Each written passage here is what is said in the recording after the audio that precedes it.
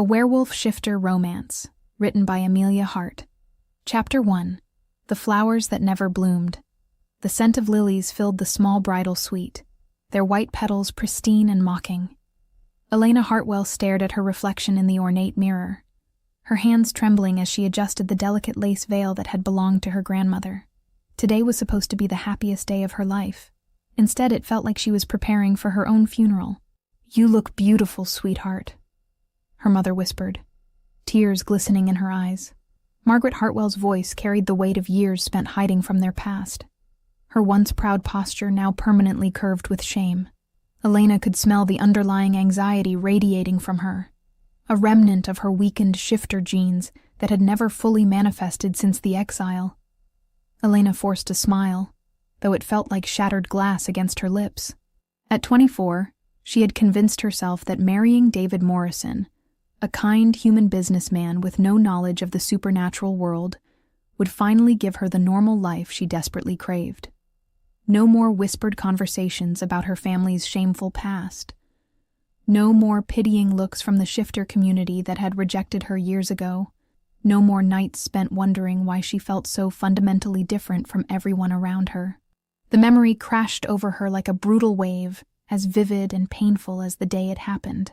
8 years ago, at 16, she had stood in front of Marcus Blackthorne and his family, believing she was about to be accepted as his intended mate.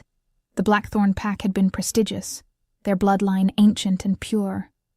Her parents had been so proud, so hopeful that this union would restore their family's honor. Instead, Marcus's words had shattered her world. "I cannot bind myself to a weak bloodline. She carries the shame of her father's banishment. She is barely more than human, a disgrace to our kind. I reject this bond completely." The rejection had been public, humiliating, and absolute. Her father, once a respected beta in the Crescent Moon Pack, had been exiled for reasons no one would explain to her. Even now, when she begged for answers, her parents would only exchange meaningful glances and change the subject. Her mother had never shifted again after that day, the shame breaking something fundamental inside her wolf. "Elena, it's time," her cousin Sarah announced from the doorway, her smile bright but forced. Sarah was one of the few family members who had maintained contact after their disgrace, though even she seemed uncomfortable around Elena's persistent questions about their family's past. The walk to the church felt like a death march. Elena's bouquet of white roses and baby's breath trembled in her grip as autumn wind whipped through her carefully styled hair. The small chapel sat nestled between towering oak trees, their leaves already beginning to turn the deep gold and crimson of the season. The church was small but elegant, filled with David's family and friends. Elena's side was noticeably sparse, a few distant relatives who had maintained contact after her family's disgrace, some co-workers from the flower shop where she worked, and her parents sitting in the front row with carefully neutral expressions. As she walked down the aisle, her heart hammered against her ribs with each step. David stood at the altar, handsome in his black tuxedo, but something in his expression made her steps falter. His usual warm smile was absent, replaced by a cold mask that she had never seen before. "Dearly beloved," the minister began, his voice echoing through the chapel, "we are gathered here today to witness the union of David Morrison and Elena Hartwell in holy matrimony. Marriage is a sacred covenant, not to be entered into lightly, but with reverence and commitment." Elena tried to focus on the familiar words, but a strange sensation prickled along her spine like electricity dancing across her skin. She felt watched, studied by unseen eyes that seemed to pierce through her carefully constructed facade. The feeling was familiar, yet impossible to place, like a half-remembered dream that lingered just beyond consciousness. Her gaze flickered toward the stained glass windows, searching for the source of her unease. Through the colored glass, she caught a glimpse of movement in the tree line, a shadow that seemed too large and too purposeful to be natural. But when she looked again, there was nothing. "If anyone objects to this union," the minister continued, his weathered hands gripping the leather-bound Bible, "speak now or forever. Hold your peace." The silence stretched for a heartbeat too long. David's hand was cold in hers, his palm sweating despite the autumn chill that had settled over the small town. When she looked up at him, searching for reassurance, She found something that made her blood freeze in her veins. "I'm sorry, Elena," David whispered, his voice barely audible but carrying clearly in the hushed church. "I can't do this. I know what you are now. What your family did. I can't marry into that world." The church erupted in confused murmurs, voices rising like a swarm of agitated bees. Elena felt the world tilt beneath her feet, her vision swimming as if she were underwater. "David, what are you talking about? What world? I don't understand." He released her hands abruptly, stepping backward as if she had become something venomous. "Someone showed me the records from the supernatural registry. Your father was exiled for treason against the Shifter Council. Your bloodline is cursed, marked for something terrible. I won't risk my future children being born into that legacy." The humiliation was a physical blow that stole the breath from her lungs. Elena's vision blurred as she watched David walk down the aisle with quick, desperate steps, leaving her standing alone at the altar in her white dress that suddenly felt like a shroud. The whispers of the congregation buzzed around her like angry wasps, their voices mixing into an incomprehensible roar of judgment and pity. "Not again," she breathed, the words torn from her throat like pieces of her soul. "Please, God, not again." She gathered her skirts and ran, ignoring her mother's desperate calls and her father's broken expression. The church doors slammed behind her as she plunged into the forest that bordered the small town cemetery. Her heels caught in the soft earth, and she kicked them off, running barefoot through the underbrush as thorns tore at her dress and exposed skin. The woods seemed to close around her like protective arms, offering shelter from the nightmare her life had become twice over. Ancient trees towered overhead, their branches creating a canopy that filtered the afternoon sunlight into dappled patterns on the forest floor. She ran until her lungs burned, and her legs gave out, collapsing beside a fallen log as sobs racked her body. "Why?" she whispered to the empty forest, her voice breaking on the word. "What did I do to deserve this? What curse follows me?" As darkness crept through the trees and her wedding dress grew damp with tears and forest dew, Elena felt consciousness slipping away. The emotional trauma, combined with the physical exertion, was too much for her human weak constitution. Her last coherent thought was the strange certainty that she was not alone in these woods, that something powerful and ancient was watching her with golden eyes. From the shadows between the ancient oaks, those very eyes observed her fall. Kyle Thornwood remained motionless until her breathing steadied into unconsciousness, then stepped forward with predatory grace, his massive frame moving with surprising silence through the underbrush. He had been watching Elena Hartwell for 7 years, ever since he had found her broken and bleeding on a mountain road after Marcus Blackthorn's public rejection. She had been unconscious then, too, her young body unable to handle the severing of what should have been a mate bond. He had healed her injuries with his alpha abilities and ensured her safe return home, but something about her had haunted him ever since. Now, as he gathered her unconscious form into his arms, the same inexplicable protectiveness surged through him like wildfire. She was more than she appeared to be. He could sense it in the way his wolf responded to her presence, the way the forest itself seemed to bend toward her unconscious form. "Foolish little flower," he murmured against her hair, breathing in her unique scent of wildflowers and moonlight. "You have no idea what you truly are, do you?" As the alpha of the Shadow Pine Pack carried Elena deeper into his territory, neither of them realized that this moment would change everything. The abandoned bride was about to discover that sometimes the greatest love stories begin with the deepest wounds, and that fate has a way of bringing together two souls who were always meant to find each other. Chapter 2. Eyes Like Golden Fire. Elena's consciousness returned slowly, like surfacing from deep, dark water. The first thing she noticed was warmth, blessed, enveloping heat that seemed to seep into her bones. The second was the scent surrounding her. Pine, wood smoke, and something distinctly masculine that made her wolf-weak senses tingle with unfamiliar awareness. Her eyes fluttered open to find herself lying on a leather couch in front of a crackling fireplace. The room was rustic, but comfortable, with wooden beams stretching across the ceiling and hand-woven rugs scattered across polished hardwood floors. Through tall windows, she could see dense forest stretching in every direction, with no sign of civilization. "You're awake." The voice was deep, resonant, and carried an undertone of command that made every nerve in her body stand at attention.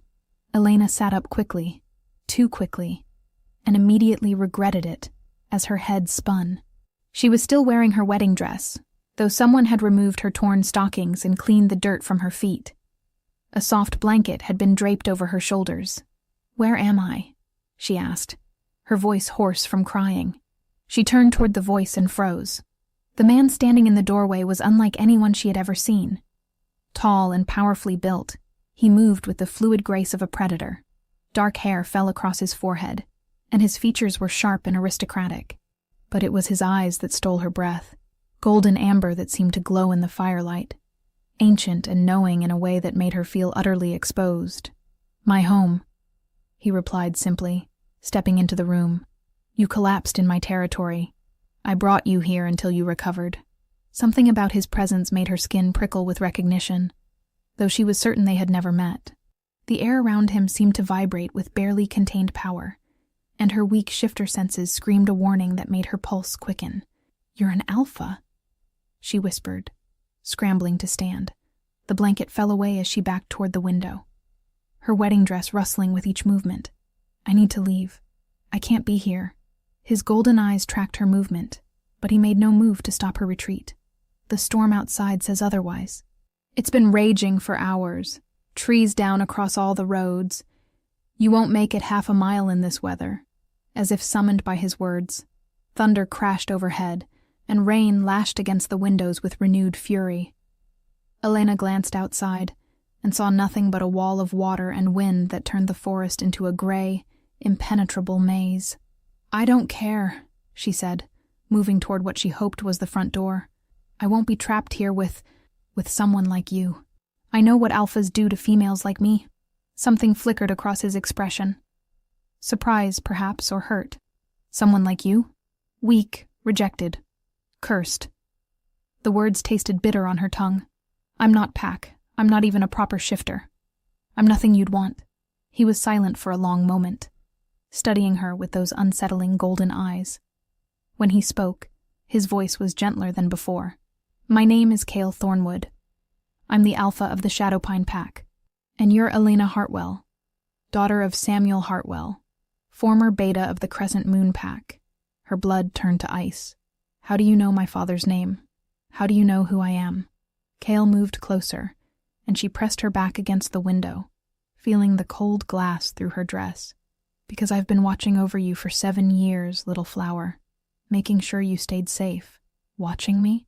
The words came out as a squeak. "Why would you do that? You don't even know me." "I know more than you think." His voice carried a weight of memory, of old pain carefully hidden. "I know that Marcus Blackthorne rejected you publicly when you were 16. I know that your family was exiled for reasons you've never been told. I know that you work at Petals and Thorn's flower shop, that you live in the small apartment above it, and that you've spent the last 8 years trying to build a normal human life." Elena's knees threatened to give out. "You've been stalking me?" "Protecting you," he corrected, his tone firm. "There are things about your bloodline, about what you are, that make you valuable to certain unsavory individuals. I've made sure they never found you." "What I am," she laughed, but there was no humor in the sound. "I'm nobody. I'm the weakest excuse for a shifter that ever lived. I can't even shift, can barely sense other supernaturals unless they're right in front of me. I'm worthless." Something dangerous flashed in Cale's eyes, and the temperature in the room seemed to drop several degrees. "Who told you that?" The alpha command in his voice was unmistakable now, pressing against her consciousness like a physical weight. Elena found herself answering before she could stop herself. "Everyone. My parents, Marcus, the pack elders. They all said I was a disappointment to the bloodline. They lied." The words were spoken with such conviction that Elena almost believed them. "Your father wasn't exiled for treason, Elena. He was banished because he refused to give you up." "Give me up to whom?" Cal was close enough now that she could feel the heat radiating from his body. His scent surrounded her, making her feel dizzy and confused. "The Council of Ancients. They wanted to study you, to understand what you are. Your father knew what that would mean, a lifetime of captivity, of being treated like a laboratory specimen. So he chose exile instead. Elena shook her head violently. You're lying. You have to be lying. I'm nothing special. I'm just a failed shifter. Look at me, Kyle commanded, his voice dropping to a rumble that vibrated through her chest.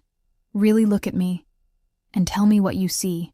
Against her better judgment, Elena met his gaze. Those golden eyes seemed to pull her in, and for a moment, she felt something stir deep inside her, a recognition that went beyond the physical, beyond the rational. Her skin tingled where his breath touched her cheek, and she caught herself leaning toward him before jerking back. I see an alpha who's probably going to reject me just like everyone else, she whispered, but her voice lacked conviction. Kyle's hand came up to cup her cheek, his thumb brushing away a tear she hadn't realized had fallen. I've been waiting 7 years for you to be ready to hear the truth. 7 years of watching from the shadows, making sure you were safe, hoping that someday you'd let me explain. Explain what? Why the moon goddess brought me to that mountain road the night Marcus rejected you. Why my wolf has recognized you as mine since the moment I scented your blood. Why I've never been able to claim another mate, no matter how much my pack needs a Luna. Elena's world tilted on its axis. That's impossible. You don't know me. I can't be my mate, Kyle finished softly. The bond doesn't lie, little flower. It's been there all along, waiting for you to be strong enough to feel it. As if responding to his words, something deep in Elena's chest began to warm, unfurling like a flower in sunlight. For just a moment, she felt it. A golden thread connecting her heart to his, pulsing with possibility and ancient magic. Then reality crashed back, and she pushed away from him, stumbling toward the center of the room. No, this is some kind of alpha trick. You're trying to manipulate me when I'm vulnerable. Kyle's expression hardened, his control slipping enough that his eyes flashed with inner fire. I have never used alpha compulsion on you, Elena. Not once in 7 years. Everything you're feeling is real. Nothing about this is real, she shouted, her voice breaking. Real would be David keeping his promises. Real would be my parents telling me the truth. Real would be someone wanting me for who I am, not for whatever mysterious thing you think I am. Thunder crashed overhead again, and the lights flickered. In the brief moment of near darkness, Elena could have sworn she saw Kale's human facade slip, revealing something wild and primal underneath. When the light steadied, he was watching her with an expression of infinite patience and barely leashed hunger that made her pulse race for entirely different reasons. The storm isn't going anywhere tonight, he said quietly. Neither are you, but I won't force you to listen to me, and I won't use my alpha authority to make you stay in this room. The guest bedroom is upstairs, first door on the right. There's food in the kitchen if you're hungry. He moved toward the door, then paused. But Elena, running from the truth won't make it disappear. Eventually, you're going to have to face what you are. As he left her alone with the fire and her racing thoughts, Elena sank onto the couch and buried her face in her hands.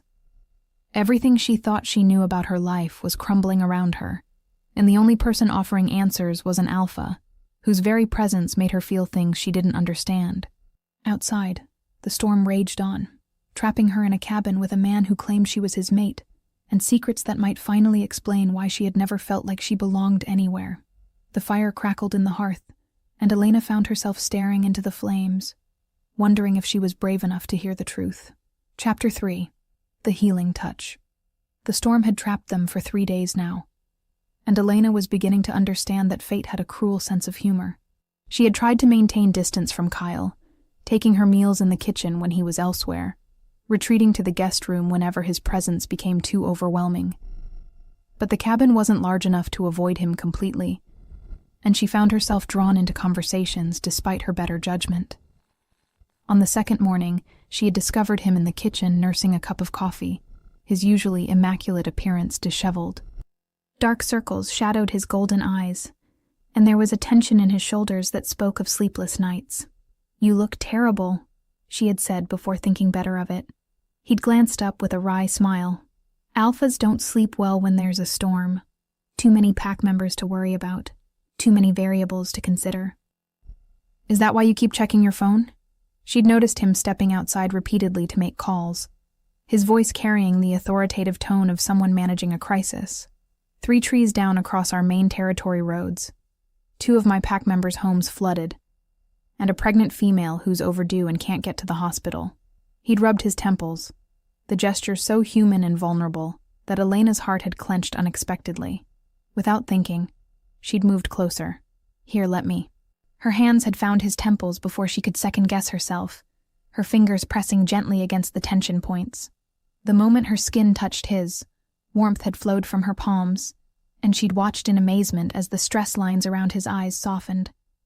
Cale had gone very still beneath her touch. "Elena," he'd breathed, his voice rough with something that might have been wonder. "How are you doing that?" She'd jerked her hands away, startled. "Doing what? I don't know. You looked like you were in pain. The headache is completely gone."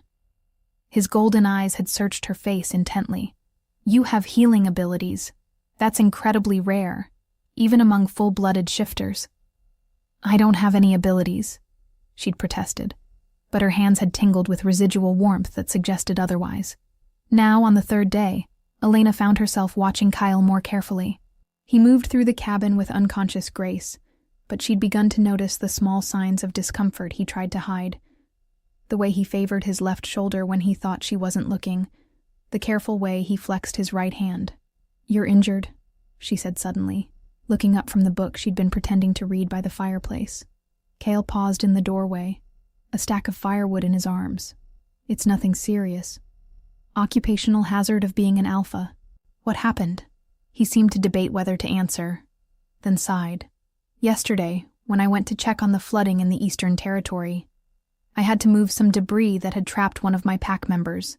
My wolf is strong, but even we have limits." Elena set down her book and stood. "Let me see." "Elena, please." The word came out softer than she'd intended. "You've been taking care of me for 3 days. Let me help." After a moment's hesitation, Cale set down the firewood and slowly pulled off his flannel shirt. Elena's breath caught in her throat. His chest and shoulders were sculpted muscle and golden skin, but ugly purple bruises marred his left side, and she could see the swelling around his ribs. "That looks painful," she murmured, moving closer despite the voice in her head warning her to keep her distance. "It's healing. Shifters recover quickly. Not quickly enough."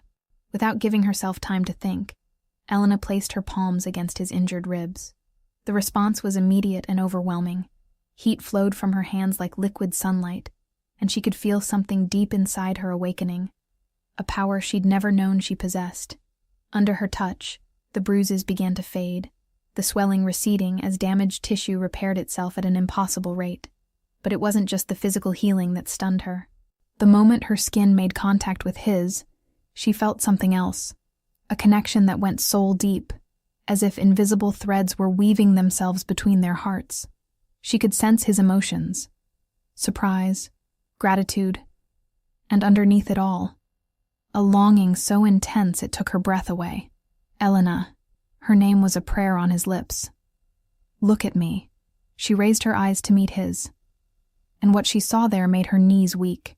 There was no mask now, no careful alpha control, just raw, honest desire mixed with something that looked dangerously like love. "I can feel you," she whispered, her hand still pressed against his chest. "In my mind, in my heart. How is that possible?" "It's the mate bond," Cale said softly, his own hands coming up to cover hers. "It's been there all along. But you've never been open enough to feel it before." The connection between them pulsed stronger, and Elena gasped as foreign emotions flooded through her. His emotions. She felt his fierce protectiveness, his years of lonely watching, his desperate hope that she might someday accept what lay between them. "This is terrifying," she admitted, but she didn't pull away. "I know." His thumb traced over her knuckles. "But you're not alone in it. I've been feeling this for 7 years, Elena. The pull toward you, the need to protect you, the certainty that you're the other half of my soul." Why didn't you approach me sooner? Why watch from the shadows?" Pain flickered across his features. "Because I knew what everyone had told you about yourself. I knew you believed you were weak, unwanted. How could I burden you with a mate bond when you were still healing from Marcus's rejection? You needed time to find your own strength first.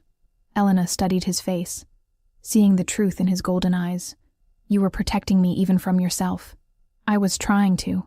Though I'll admit, there were times when my control nearly snapped. When Marcus came sniffing around your flower shop last year, when that human male at the grocery store asked you out, when David first started courting you, his jaw clenched.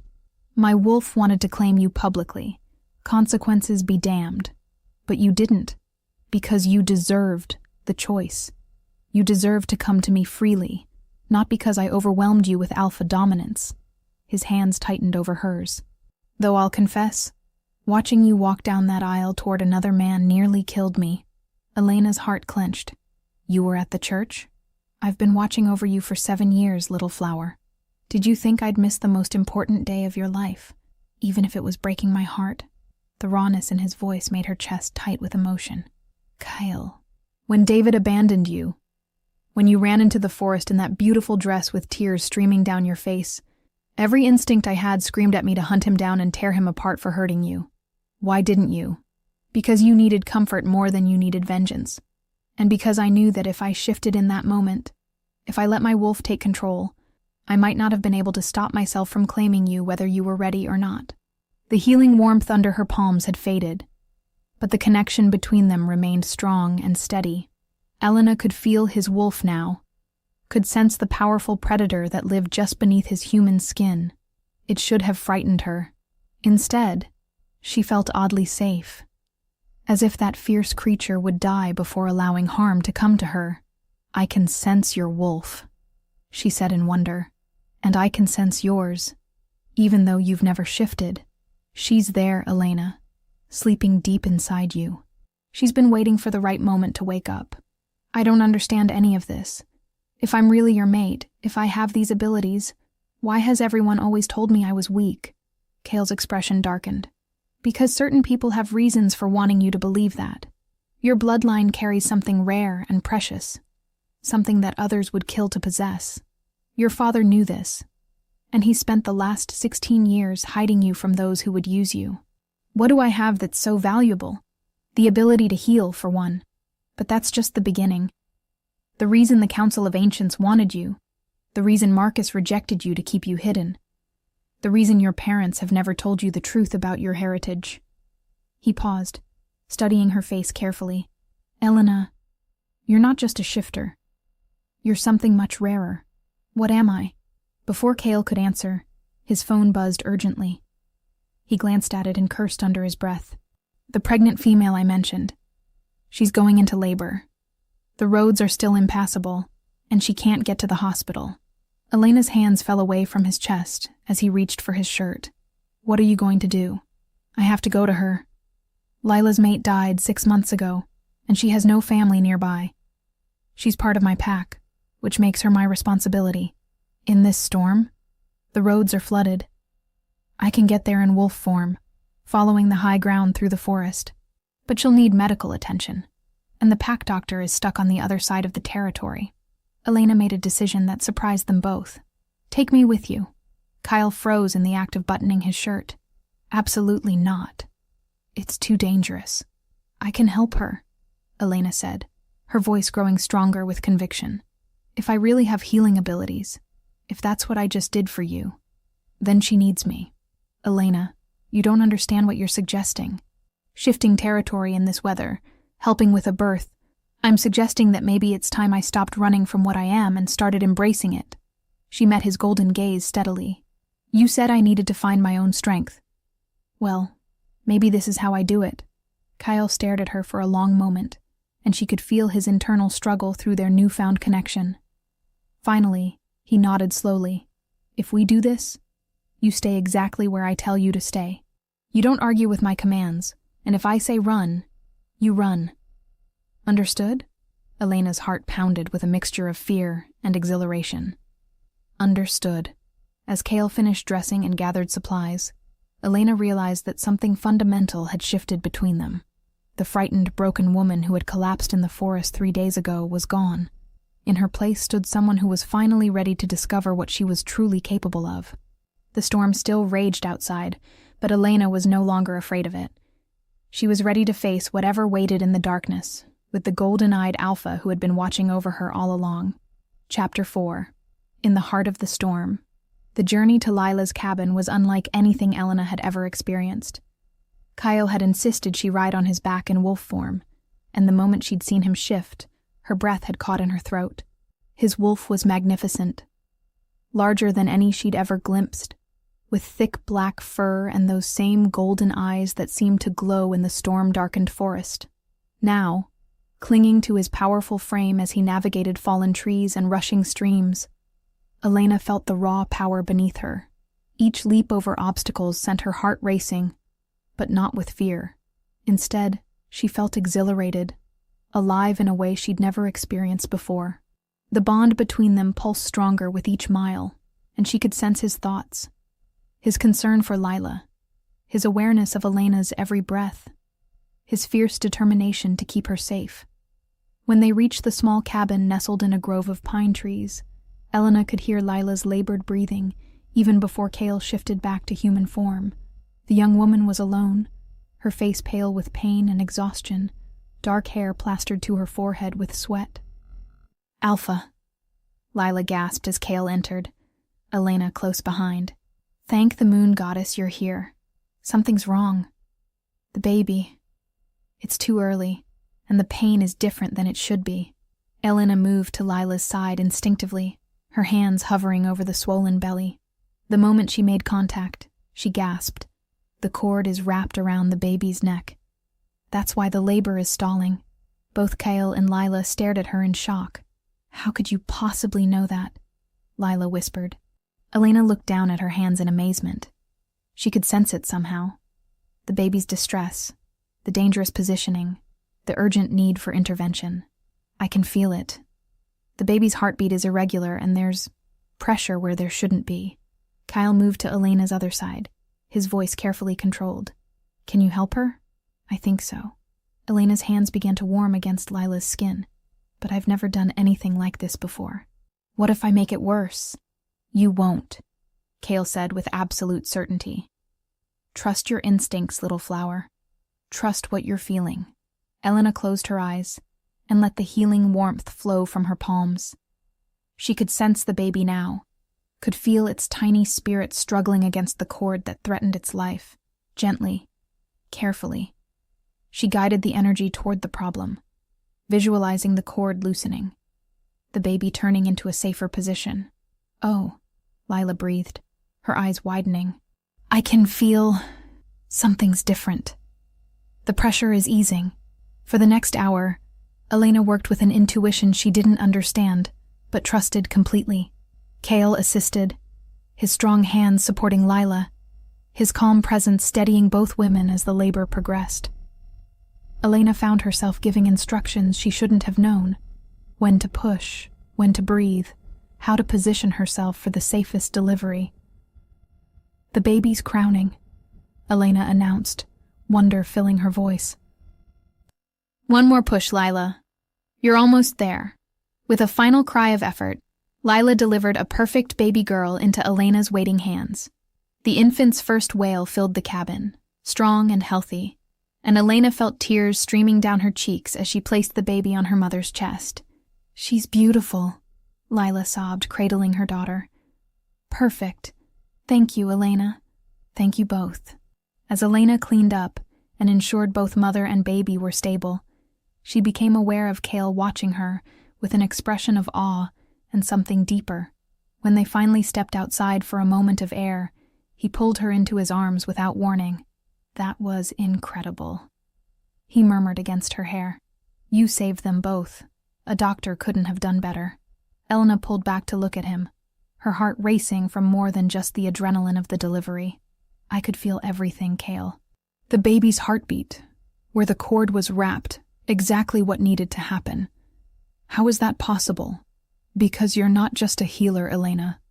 You're something the shifter world hasn't seen in generations." His golden eyes burned with intensity.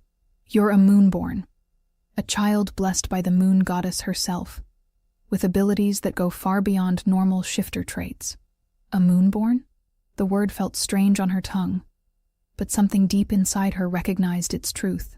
It's why the council wanted you, why your father chose exile rather than give you up. Moonborns are incredibly rare and incredibly powerful.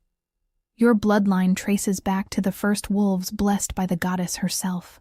Elena felt the world tilt again. But this time it wasn't with fear. It was with the overwhelming realization that everything she'd believed about herself had been a lie designed to protect her. My parents knew. They've known since you were born. The signs were there. Your unusual scent. The way animals are drawn to you. Your inability to shift because your wolf is so powerful, it needs specific conditions to emerge safely. What conditions? Kyle's hands framed her face gently. A true mate bond. Love, acceptance, and the feeling of absolute safety. Your wolf has been waiting for you to find where you belong before she reveals herself.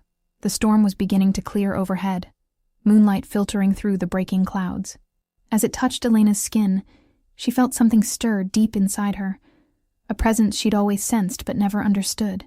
I can feel her, Elena whispered in amazement. My wolf. She's there. She's been waiting for you to be ready, Kyle said softly, just like I have. Before Elena could respond, her phone buzzed with a text message. She glanced at it and froze, her blood turning to ice.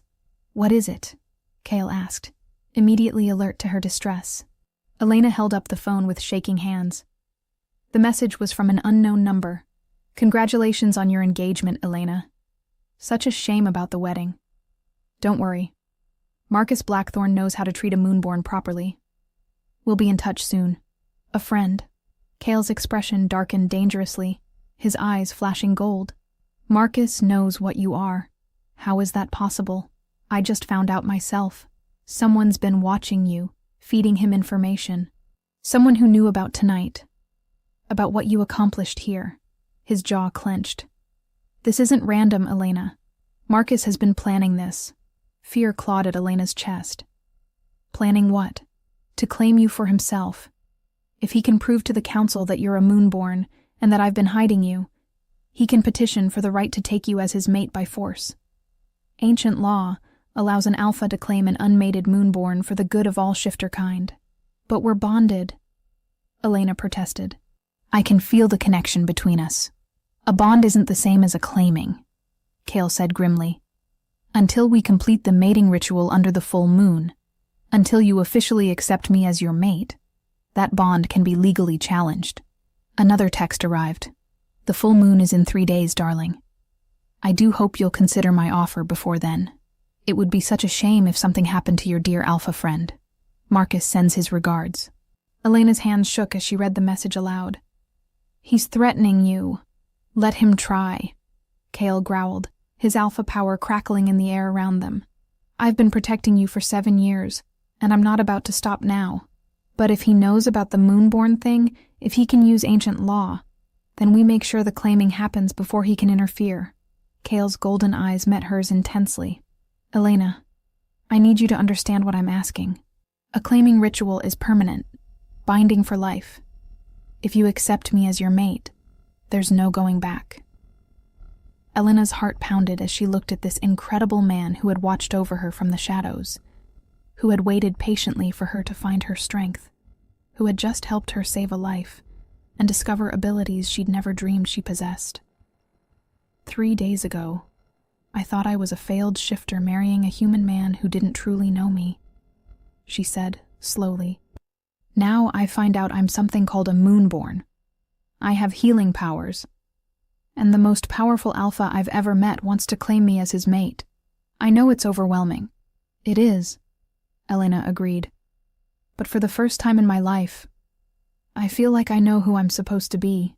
When I was helping Lila, when I was using those abilities, I felt complete, like all the pieces of myself were finally fitting together.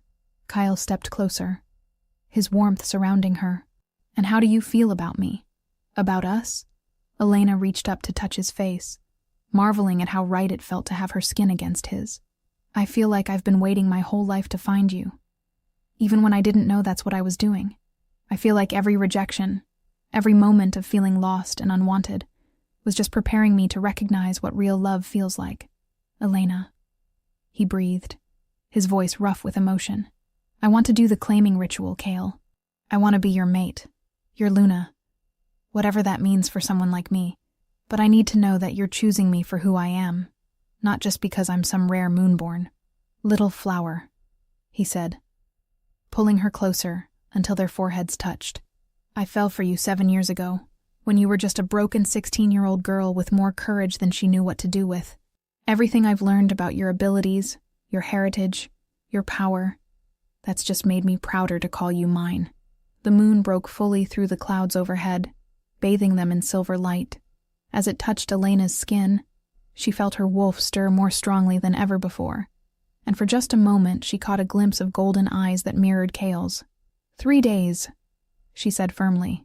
We have 3 days to figure out how to do this safely, how to protect your pack, and how to make sure Marcus can never threaten either of us again. Kale smiled, and it was full of fierce pride and deadly promise. 3 days to show you exactly what it means to be the mate of the Shadowpine Alpha. As they headed back inside to check on Lila and her baby, Elena felt a strength building inside her that had nothing to do with fear and everything to do with finally understanding her place in the world. She was done running from who she was meant to be. It was time to claim her destiny, and the golden-eyed Alpha who came with it. Chapter 5. Blood and Moonlight. The next morning brought devastating news that shattered the fragile peace Elena had found. She woke in Kale's arms.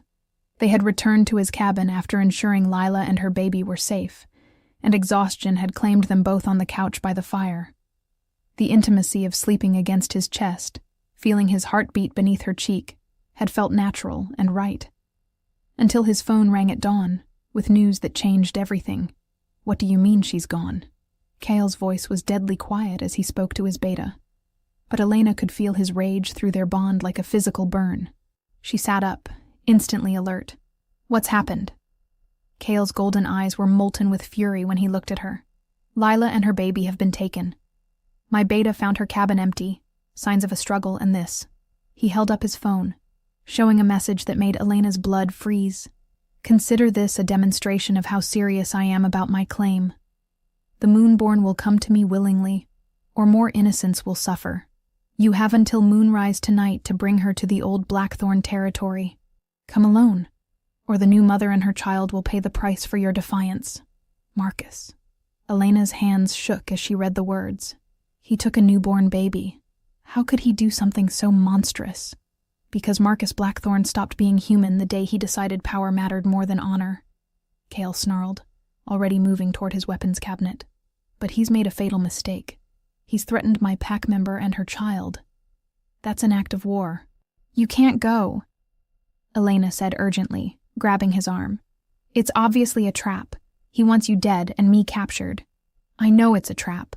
Kale's voice was grim as he loaded silver ammunition into a modified rifle. But I can't leave Lila and her baby in his hands. Do you know what someone like Marcus would do to a defenseless infant? Elena's heart clenched, but she forced herself to think clearly. Then we do this my way.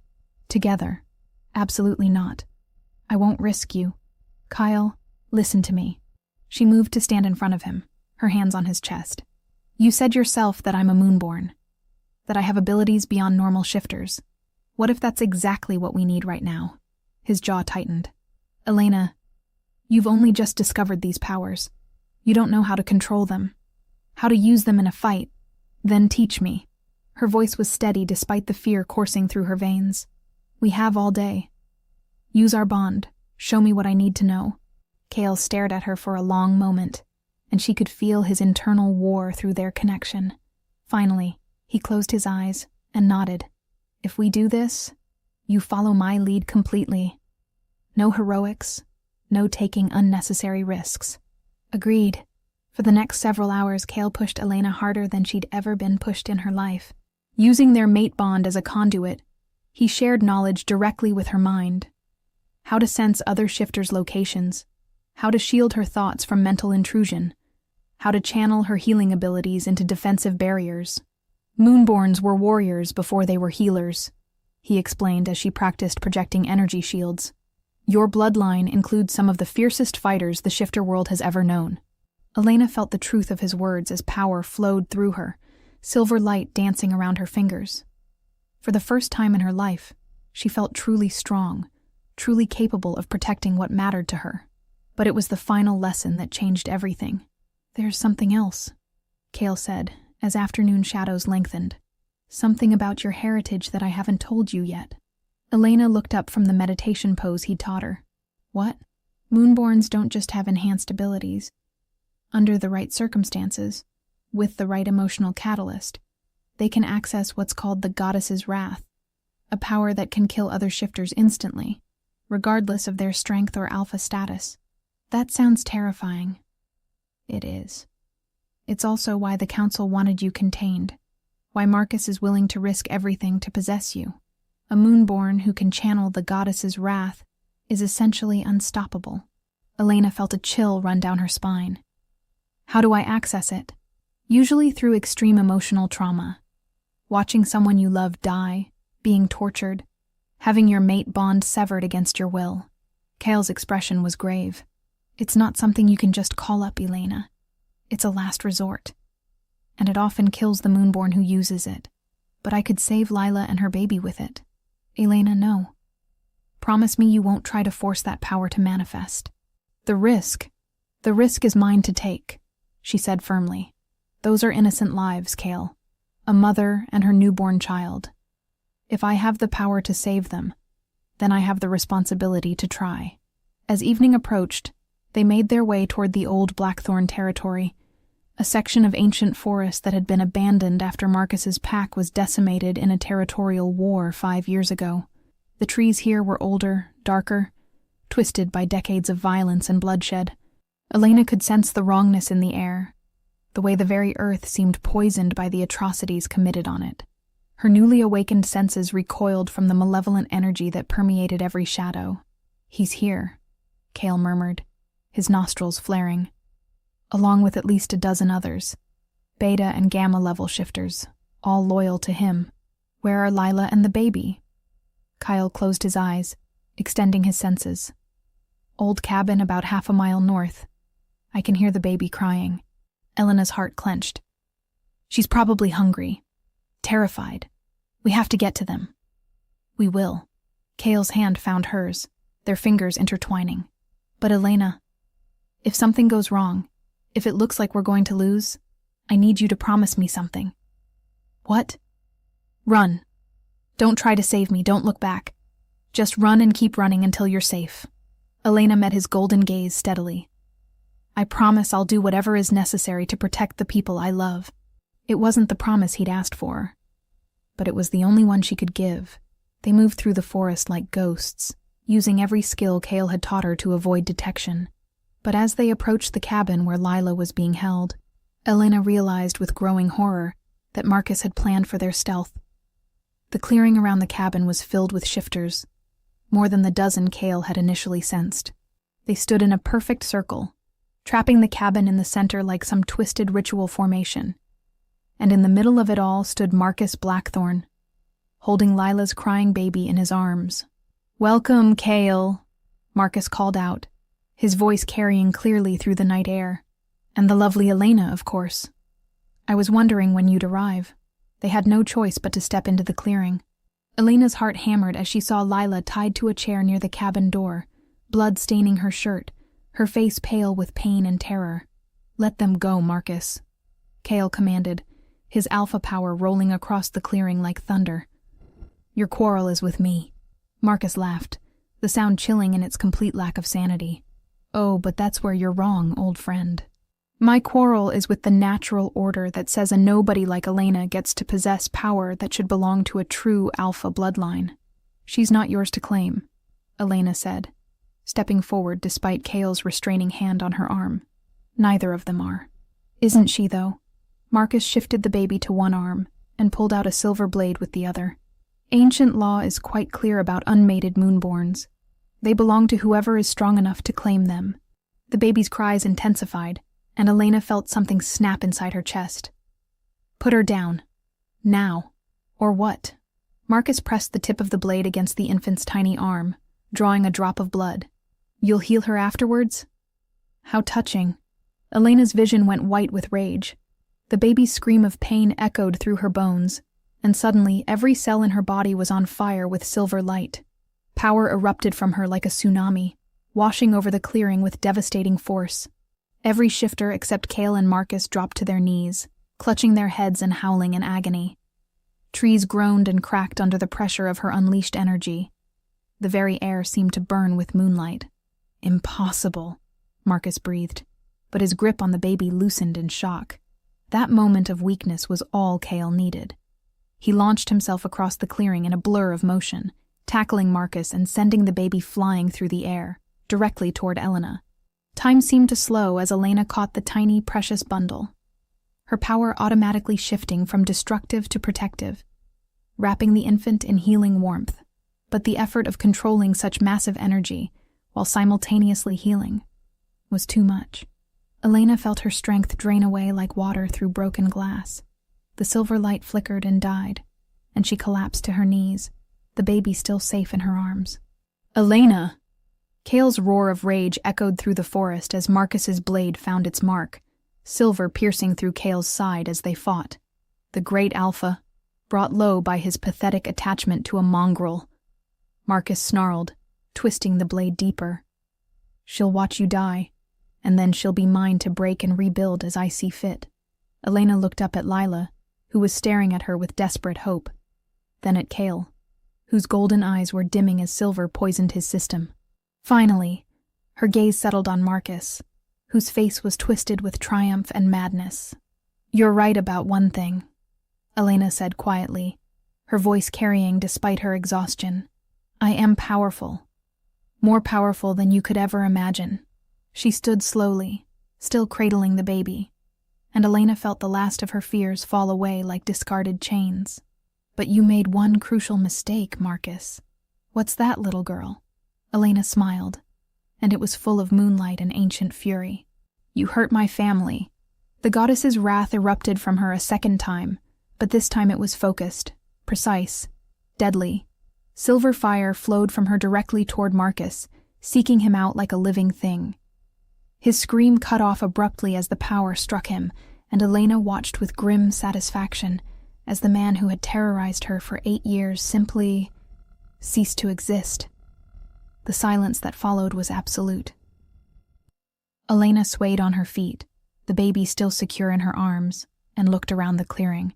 The other shifters were unconscious, but alive. Lila was crying with relief. And Kyle was pulling the silver blade from his side with shaking hands, already healing now that the immediate threat was gone. "It's over," Elena whispered. And then the world went black as her body finally succumbed to the massive expenditure of power. The last thing she felt was Cale's arms catching her as she fell, his voice rough with emotion as he whispered her name. She had saved them all, but at what cost? Chapter 6. The Price of Power. Elena drifted in and out of consciousness for 3 days, her body struggling to recover from channeling the goddess's wrath.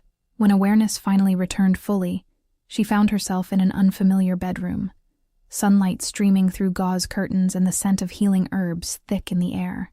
"You're awake." The voice belonged to an elderly woman with silver hair and kind eyes, who was sitting beside the bed. "I'm Dr. Miriam Thorne, the pack healer. You've been unconscious for 72 hours. Elena tried to sit up and immediately regretted it as the room spun violently. "Lila, the baby, are they—" "Safe and healthy, thanks to you." Dr. Thorne gently pressed Elena back against the pillows. "The little one doesn't even have a scar from where Marcus cut her. Your healing abilities protected her completely during the fight." Relief flooded through Elena, followed immediately by a desperate need to see Cale. "Where is he? Is he all right?" Dr. Thorne's expression grew concerned. "He's alive. But Elena, using the goddess's wrath twice in one night. It nearly killed you both." "What do you mean, both?" "You're bonded to him, dear. When you channeled that much power while injured and exhausted, the overflow went through your mate connection. Cale absorbed some of the backlash to keep it from destroying you completely." Elena's heart clenched with guilt. "Is he hurt because of me?" "He's recovering, but it will take time. The amount of raw energy that flowed through your bond was Unprecedented. Most mated pairs wouldn't have survived it. I need to see him. Dr. Thorne studied her for a moment, then nodded. I think that might actually help both of you. But you're not walking anywhere yet. 20 minutes later, Elena found herself in a wheelchair being pushed down a hallway toward another bedroom. Her legs felt like jelly, and her hands shook with residual weakness, but none of that mattered when she saw Cale. He was lying unconscious in a large bed, his face pale and drawn with pain even in sleep. Bandages covered his torso where Marcus's silver blade had found its mark, and she could see the faint silver tracery of energy burns along his arms, marks left by their bond when her power had overwhelmed them both. "Oh, Cale," Elena whispered, tears streaming down her face. "I'm so sorry." Dr. Thorne positioned Elena's wheelchair beside the bed and quietly withdrew, leaving them alone.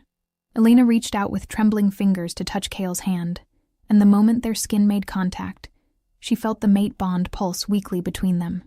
His golden eyes fluttered open, immediately finding her face. "Elena, thank the goddess. You're awake.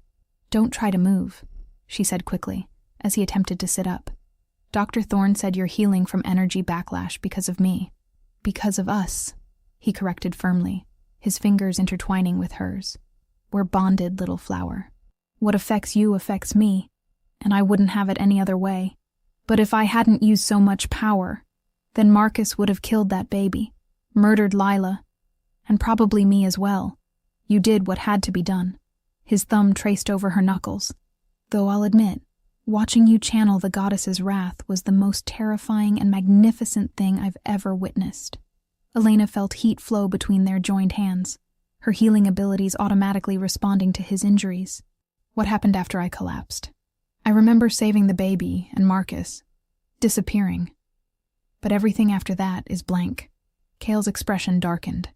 "The other shifters in his pack surrendered immediately once they realized Marcus was dead, and you'd displayed moonborn powers. Most of them were coerced into following him anyway. He had something on all of them. Threats against their families or mates. And the Council of Ancients? If they wanted me before, what happens now that I've killed an alpha? That's complicated." Cale shifted carefully in the bed, wincing slightly. Marcus's death technically violated several supernatural laws, but the circumstances were extreme. Threatening a newborn, attacking a mated alpha, attempting to force claim a bonded moonborn. The council is calling it justifiable homicide. Elena felt some of the tension leave her shoulders. "So I'm not going to be arrested or executed?" "No, but there are consequences. The council has demanded a formal hearing about your abilities and your future role in the supernatural community. They're arriving tomorrow." Fear spiked through Elena. "They still want to study me, don't they? To control me? They want to understand you," Kyle said carefully. "What you did 3 nights ago has never been recorded in our history. A moonborn channeling the goddess's wrath twice in one night, maintaining fine control over healing abilities while simultaneously wielding destructive power. Elena, you're not just rare. You might be unique." Elena pulled her hand away from his, suddenly feeling trapped despite being in a wheelchair. "I don't want to be unique. I just want to be normal, to have a quiet life with you and your pack." "I know." Cale's voice was gentle but honest. "But after what happened, after what you demonstrated, I don't think that's an option anymore.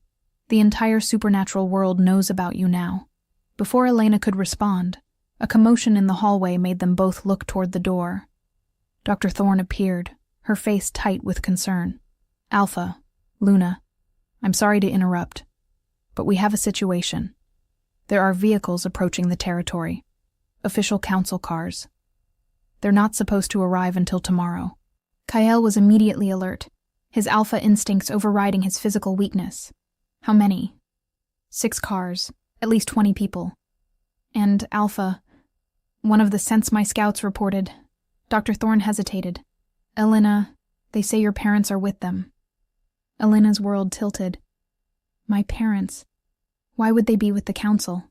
"I don't know," Kyle said grimly, already trying to get out of bed despite his injuries. "But we need to be ready for whatever this is." "You're not going anywhere," Elena said firmly, using her own alpha authority for the first time. The command in her voice surprised all 3 of them.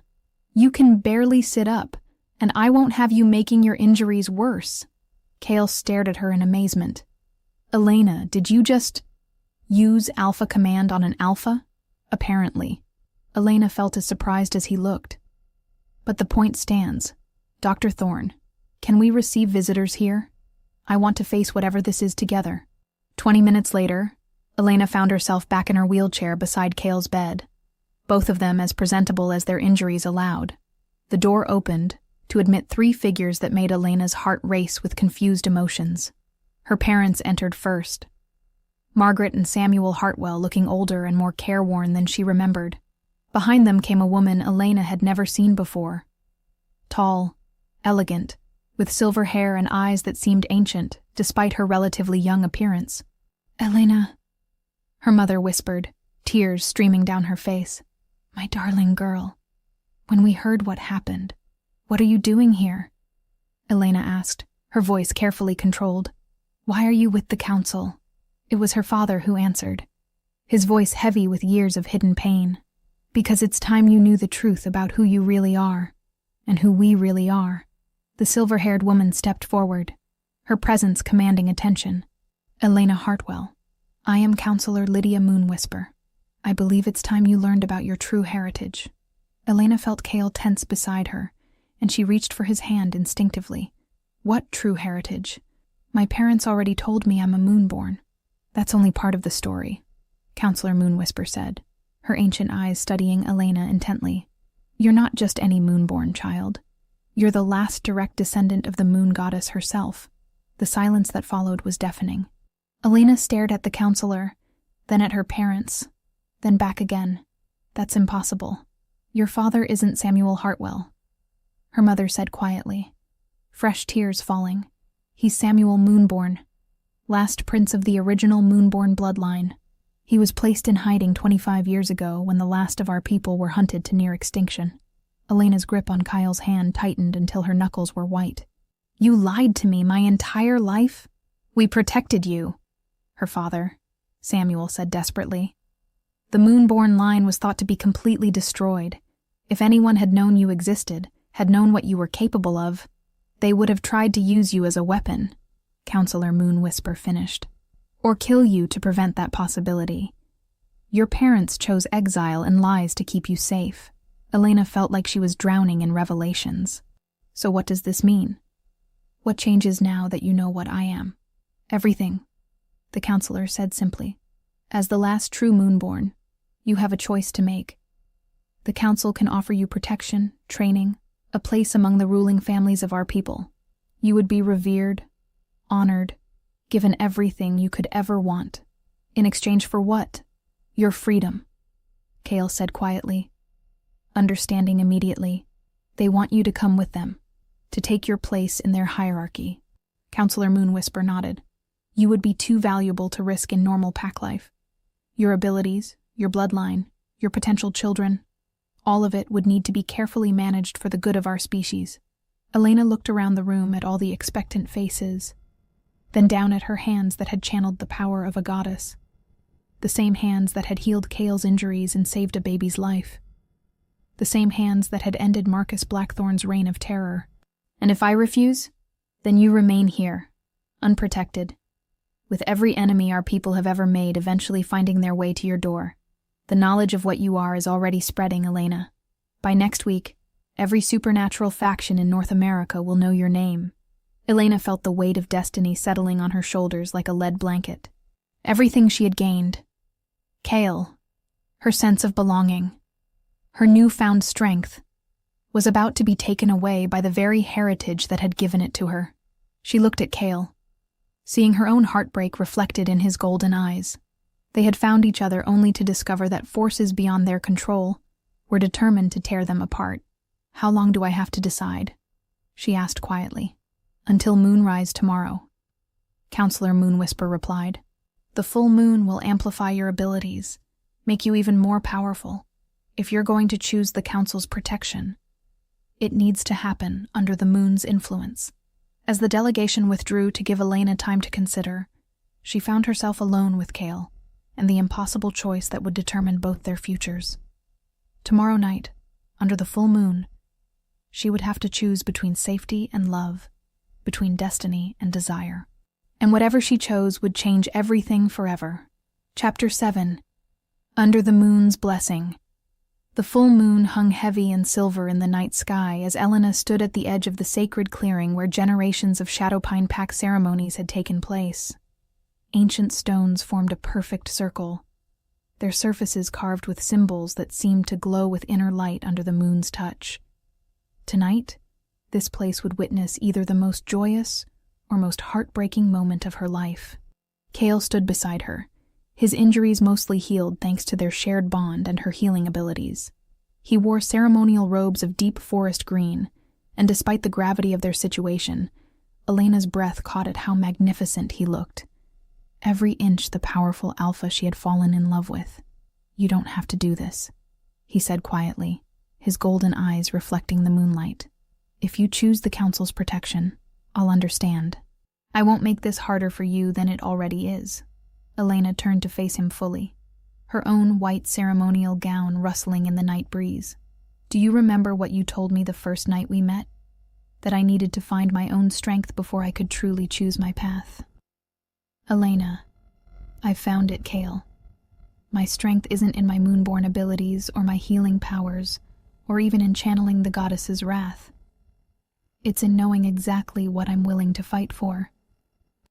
She took his hands in hers, feeling the familiar warmth of their bond pulse between them. "I'm willing to fight for you, for us, for the right to choose love over duty." The sound of approaching footsteps made them both turn. Counselor Moonwhisper emerged from the tree line, flanked by 6 other council members and Elena's parents. Their faces were grave, but Elena thought she detected a hint of anticipation in the counselor's ancient eyes. "Elena Moonborn," the counselor intoned formally. "Have you made your decision?" "I have." Elena's voice rang clear and strong across the clearing. "I choose to remain here, with my mate, with the pack that has become my family. I reject the Council's offer of protection." Gasps echoed from several council members, but Counselor Moonwhisper merely nodded. "I expected as much. You have your father's stubborn streak, and your bloodline's fierce independence." "Then you'll let us be?" Kale asked, his voice carefully controlled. "I'm afraid it's not that simple." Another council member spoke up, a severe-looking man with cold gray eyes. "Counselor Aldrich Grimm." He introduced himself with a slight bow. "The council cannot simply allow the last Moonborn to remain unprotected and unguided. If you will not come willingly, other arrangements must be made." Elena felt ice form in her stomach. "What kind of arrangements?" "The ancient laws are clear," Counselor Grimm continued. "A Moonborn of your power cannot be allowed to roam freely without proper oversight. If you insist on remaining here, this territory and everyone in it becomes the Council's responsibility. We will establish a permanent presence, monitor your activities, and ensure that your abilities are not misused." "You want to turn our home into a prison," Kyle said, his alpha power beginning to leak into his voice. "We want to ensure the safety of our people," Counselor Grimm replied coldly. Elena's display of power 3 nights ago was unprecedented. She killed an alpha with a thought, held devastating energy while simultaneously healing, and survived channeling the goddess's wrath twice. That level of power requires supervision. Elena felt her own power beginning to stir in response to the threat. "And if I refuse that supervision as well? Then we invoke the ancient laws and remove you by force," Counselor Grimm said simply. "Your choice, child. Willing cooperation or compulsory relocation."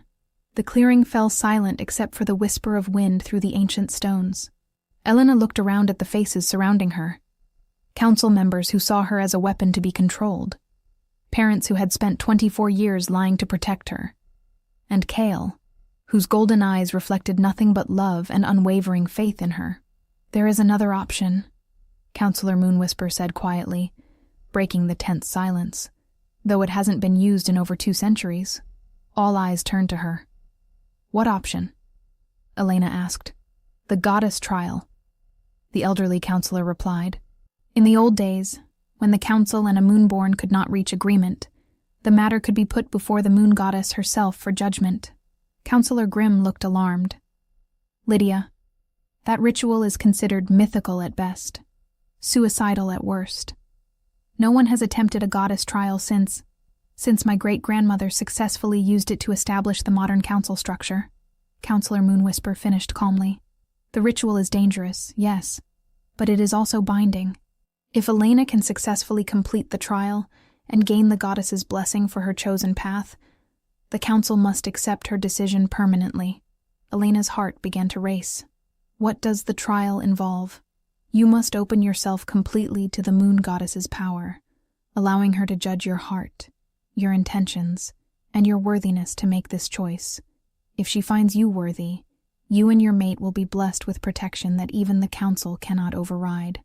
If she finds you lacking, Counselor Moonwhisper paused meaningfully, the power will consume you completely. Absolutely not, Kale said immediately. Elena, you nearly died 3 days ago from channeling too much power. This could kill you. But if I succeed, we're free, Elena said, her voice filled with growing determination. No council oversight, no forced relocation, no one trying to control us or use me as a weapon. If you survive, her father spoke for the first time since entering the clearing. Elena, the goddess trial isn't just about power. It strips away every defense, every barrier between your soul and the raw energy of creation itself. Very few beings can withstand that level of exposure. Elena looked up at the full moon hanging overhead, feeling its light call to something deep in her blood. But I'm not just any being, am I? I'm the last direct descendant of the moon goddess herself. If anyone can survive her judgment, shouldn't it be me? The bloodline connection might protect you, Counselor Moonwhisper admitted, or it might make the experience even more intense. There's no way to know until you attempt it. Kale stepped in front of Elena, his expression desperate. There has to be another way. Some compromise we haven't considered. The council's position is non-negotiable, Counselor Grimm said firmly. Either Elena submits to our authority, or she undergoes the trial. Those are the only options. Elena placed her hand on Kyle's chest, feeling his heart racing beneath her palm. What would you do if our positions were reversed? If someone was trying to force you to choose between your freedom and my safety? Kyle closed his eyes, pain written across his features. I'd fight for both, even if it killed me. Then you understand why I have to try this. Elena, please. I love you, she said simply, her voice carrying absolute conviction. I love you enough to risk everything for the chance to build a life with you, to have children with you, to grow old beside you without anyone else controlling our destiny. Tears shimmered in Kale's golden eyes. And I love you enough to support whatever choice you make, even if it terrifies me. Elena turned to face Counselor Moonwhisper. What do I need to do? The ritual must be performed in the center of the stone circle, directly under the moon's light. You'll need to remove all barriers between yourself and the goddess's power, physical, mental, and spiritual. Your mate can anchor you to this realm through your bond, but the trial itself you must face alone. Elena nodded, already moving toward the center of the clearing. How will we know if it's working? Trust me, child. When the moon goddess touches your soul directly, there will be no question. Elena reached the center of the stone circle and turned to look back at Kale one more time. He stood at the edge of the sacred space, his hands clenched at his sides, love and terror warring in his expression. If something goes wrong, Elena called to him, if the power starts to consume me, promise me you'll let me go. Don't try to save me at the cost of your own life. Never, Kale replied immediately. We live together, or we die together. That's what being mates means. Elena smiled, feeling more loved and supported than she ever had in her life. Then let's live together. She closed her eyes, lifted her face to the moon, and opened every barrier she possessed. The response was immediate and overwhelming. Silver light crashed into her like a tsunami, and suddenly Elena wasn't just Elena anymore. She was connected to every moonborn who had ever lived, every wolf who had ever howled at the moon, every force of nature that had ever been touched by lunar power. Child of my blood, a voice spoke directly into her mind. Ancient, feminine, infinitely powerful. You would challenge the order your people have established? I would choose love over fear, Elena replied, her consciousness floating in an ocean of moonlight. I would choose freedom over safety, trust over control, even knowing the dangers, even understanding what your refusal might cost others. Images flashed through Elena's mind, potential futures where her uncontrolled power destroyed cities, where enemies used her abilities for conquest, where her children inherited abilities that drove them mad with their intensity. Even knowing all of that, Elena said firmly, because I also see the other possibilities, the future where my healing abilities save thousands of lives, where my children grow up free to choose their own paths, where love proves stronger than fear. The presence in her mind seemed to smile. You have your ancestors' courage, child, and your mate's loyalty anchors you to what truly matters. Elena felt the goddess's attention turn toward Kale, and through their bond, she sensed him being examined, judged, weighed in cosmic scales she couldn't comprehend. He would die for you, the goddess observed. But more importantly, he would live for you. He sees your power and does not seek to control it. He sees your independence and celebrates it rather than fearing it. He's my other half, Elena agreed. My anchor and my wings, all at once. Then receive my blessing, daughter, and know that no earthly authority can override what I have sanctified. Power erupted through Elena like liquid starlight, but this time it didn't feel destructive or overwhelming.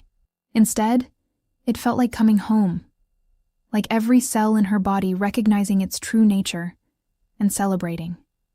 When the light faded and Elena opened her eyes, she found herself transformed. Her hair had taken on a silver sheen that matched the moonlight. Her eyes now held flecks of gold that mirrored Kale's, and intricate silver marks covered her arms like tattoos, the visible sign of the goddess's blessing. Kale was beside her in an instant, his hands framing her face as he stared at her in wonder. "You're magnificent," he breathed. Elena looked around the clearing to find every council member on their knees, including Counselor Grimm, whose earlier arrogance had been replaced by obvious awe. "The judgment is rendered," Counselor Moonwhisper said, her voice filled with reverence. "Elena Moonborn has been blessed by the goddess herself. Her choice to remain here, to mate with Alpha Kale Thornwood, and to live free of council oversight, is divinely sanctioned." Elena felt a completeness she had never experienced before, as if every missing piece of herself had finally fallen into place. "Does this mean we're free?" "More than free," Counselor Moonwhisper replied. "You are protected by power older than civilization itself. And now, if you're ready, I believe there's a claiming ceremony to complete." Elena looked into Kale's golden eyes and saw her entire future reflected there. Challenging, beautiful, and theirs to create together. "I'm ready," she whispered, and meant it with every fiber of her being. Under the blessing of the full moon and the watchful eyes of their allies, Elena finally stepped fully into her destiny, not as a weapon or a political tool, but as a woman choosing love. Chapter 8. Forever Under Silver Skies. 6 months later, the morning sun filtered through the gauze curtains of the Luna's quarters, casting everything in warm golden light. Elena stretched languidly in bed, her silver-marked arms catching the sunlight as she reached for the space beside her where Kale had been sleeping. Finding it empty but still warm, she smiled and followed the scent of coffee and bacon that drifted from the kitchen below. The past 6 months had transformed not just Elena's life, but the entire dynamic of the Shadowpine Pack. What had once been a traditional hierarchical structure had evolved into something more collaborative, more nurturing. Elena's healing abilities and natural empathy had drawn wolves from other packs seeking sanctuary, acceptance, and a chance to belong somewhere without judgment. "Good morning, Luna," called Sarah Brightwater, one of the newer pack members, as Elena padded barefoot into the kitchen. Sarah was a young mother who had fled an abusive pack with her 2 small children, finding refuge and healing in Elena's welcoming embrace. "Good morning, Sarah. Where's my mate gotten to so early?" Elena asked, accepting a cup of coffee gratefully. "Alpha's in the training grounds with the youngsters," Sarah replied with a grin. "Your influence on him has been remarkable to watch. 6 months ago, he was all business and dominance. Now he spends his mornings teaching cubs how to shift safely." Elena's heart swelled with pride. The claiming ceremony had changed them both, strengthening not just their bond, but their individual abilities to lead with both strength and compassion. Kale's alpha authority now carried an undertone of nurturing protection that drew wolves seeking not just security, but genuine family. "Luna Elena," a small voice called from the doorway, and Elena turned to see Tommy, Sarah's 5-year-old son, racing toward her with his 3-year-old sister Lily close behind. "What is it, sweetheart?" Elena knelt to Tommy's level, automatically checking both children for any injuries or distress with her enhanced senses. "Mama Wolf had her babies," Tommy announced excitedly. "Alpha Kale said to come get you 'cause they need healing help." Elena's pulse quickened. Mama Wolf was what the pack children called Sarah, a pregnant lone wolf who had arrived at their territory 2 weeks ago, too weak and injured to shift back to human form. Elena had been monitoring her condition carefully, knowing the birth would be complicated. "Sarah, can you—" "I'll watch the children," Sarah assured her immediately. "Go." Elena quickly dressed and made her way to the small cabin at the edge of their territory, where they housed shifters who needed medical care. She found Kyle kneeling beside a makeshift den, his voice low and soothing as he spoke to the exhausted wolf inside. "How is she?" Elena asked, moving to his side. "3 healthy pups, but she's struggling," Kyle replied quietly. "The birth took too much out of her, and she's still too weak to shift. I'm worried she won't be able to nurse them properly." Elena extended her senses toward the small family and immediately understood the problem. Sarah's body was depleted not just from the difficult birth, but from months of malnutrition and stress before finding their pack. "I can help," Elena said, already feeling her healing abilities responding to the need. "But she'll need ongoing support. This isn't something I can fix with one session." Kyle's hand found hers, their bond allowing him to lend her his strength as she worked. Over the past months, they had discovered that their combined abilities were far more powerful than either could achieve alone. Where Elena provided healing and nurturing energy, Kyle offered the steady, grounding force that kept her from overextending herself. For the next hour, Elena channeled gentle healing into the exhausted mother, carefully rebuilding her strength without overwhelming her system. Gradually, Sarah's breathing steadied, her heartbeat grew stronger, and she was able to shift back to her human form, a young woman with haunted eyes but a grateful smile. "Thank you," Sarah whispered, cradling her newborn triplets. "I was so afraid. I thought I might not be able to care for them." "You'll never have to face that fear again," Elena assured her. "Your pack now. We take care of our own." As they walked back toward the main pack house, Kale's arm around Elena's waist, she marveled at how natural this all felt. Leading alongside him, using her abilities to help others, building something beautiful and lasting together. "Penny for your thoughts, Luna," Kale murmured, pressing a kiss to her temple. "Just thinking about how much has changed. 6 months ago, I thought I was a failed shifter with no place in the world. Now you're the most powerful Luna in North America, leading a pack that's grown by 50% because word has spread about the sanctuary we've created here," Kyle finished with obvious pride. "We've created," Elena corrected. "I couldn't have done any of this without you." They were interrupted by the approach of a familiar figure, Dr. Miriam Thorne, carrying a medical bag and wearing an expression of barely contained excitement. "Luna Elena, Alpha Kale, I need to speak with you both privately," she said, her voice vibrating with some strong emotion. They followed her to her clinic, where Dr. Thorne gestured for Elena to sit on the examination table. "Elena, when was your last heat cycle?" Elena blinked in surprise. I'm not sure. With everything that's happened, I haven't been keeping track." "Why?" "Because your scent has changed over the past few weeks. And this morning when you were healing Sarah, I noticed something." Dr. Thorne pulled out a small device that looked like a combination stethoscope and mystical artifact. "May I?" Elena nodded, and Dr. Thorne placed the device against her abdomen. Immediately, a soft rhythmic sound filled the room, like a heartbeat, but faster and lighter than Elena's own. Kale went very still beside her. "Is that—" "Congratulations, Dr. Thorne said with a brilliant smile. "You're approximately 8 weeks pregnant, and based on what I'm hearing, I believe you're carrying twins." The world seemed to tilt around Elena. She looked at Kale, whose golden eyes had gone wide with wonder and joy so intense it took her breath away. "Twins?" Elena whispered. "But I thought, with my moon-born heritage, with how rare our bloodline is, apparently the goddess has blessed you with fertility as well as power," Dr. Thorne said gently. "Your children will be the first born to a true moon-born in over 3 centuries. They'll be remarkable."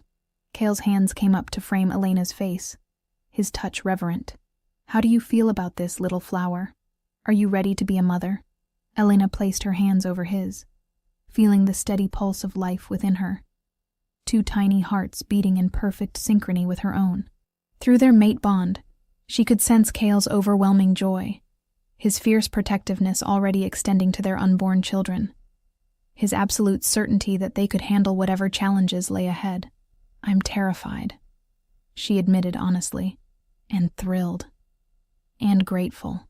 Our children will grow up knowing exactly who they are, never doubting their worth or their place in the world.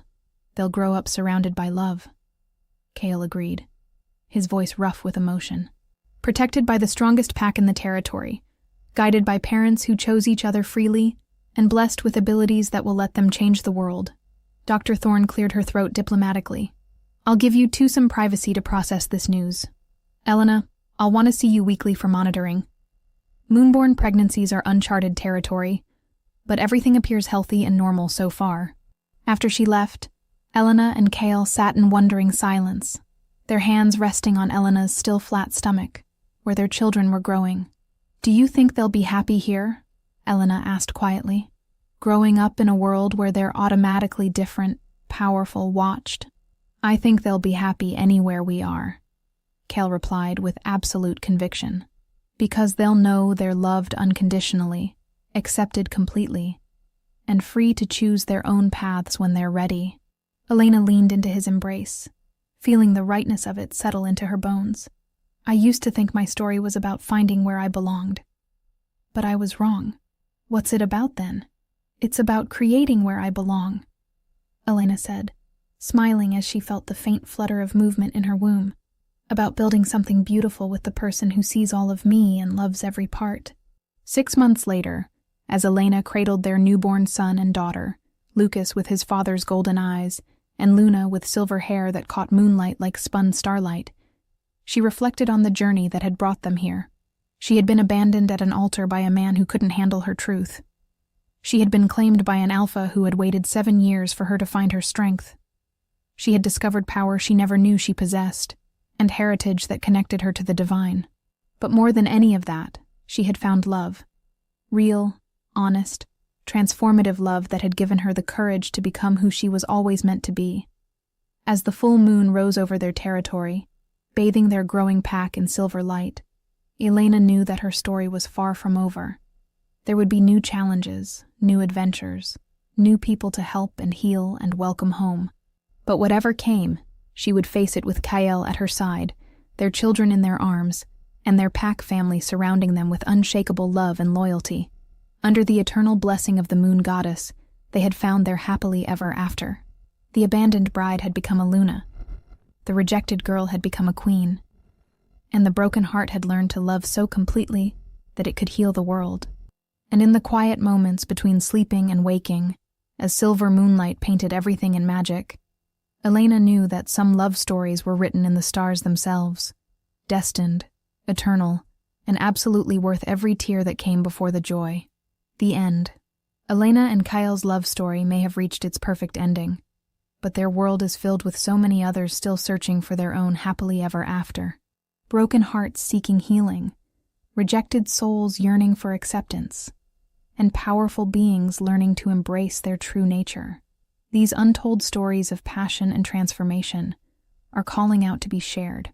By not subscribing, you're missing the chance to witness other incredible journeys, leaving these beautiful souls to face their darkness alone, their voices unheard in the silence. Those who truly understand the power of love never turn their backs on others still fighting their battles. If this story resonated with your heart, let us know in the comments what touched you most deeply. We're incredibly grateful you chose to spend your time with us, following Elena from her moment of devastating abandonment to her triumphant claiming as Luna. If you felt the magic in their bond, we have so many more tales of supernatural romance waiting. Stories where the impossible becomes possible, where love conquers ancient curses, and where destiny refuses to be denied. Don't let this be your last journey into our world of shifters, alphas, and fated mates. Subscribe now and turn on notifications so you'll be the first to discover our next epic romance. We can't wait to have you back for another unforgettable adventure. Until the next full moon rises on another love story. Thank you for believing in the magic with us.